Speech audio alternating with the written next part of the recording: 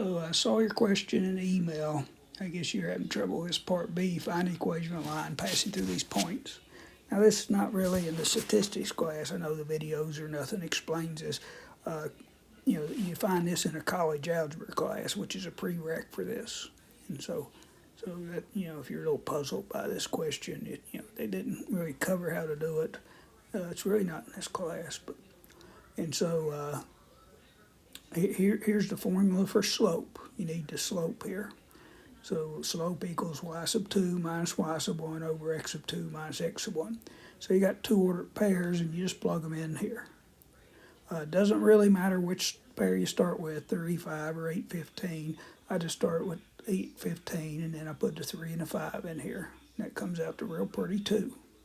Now you need a slope-intercept form. The slope goes there. Then one of the ordered pairs, you pick one. I just picked a smaller ordered pair. You put the numbers 5 and 3 in here. Now you need to finish this. Put 3 dots, meaning I wasn't going to finish it for you.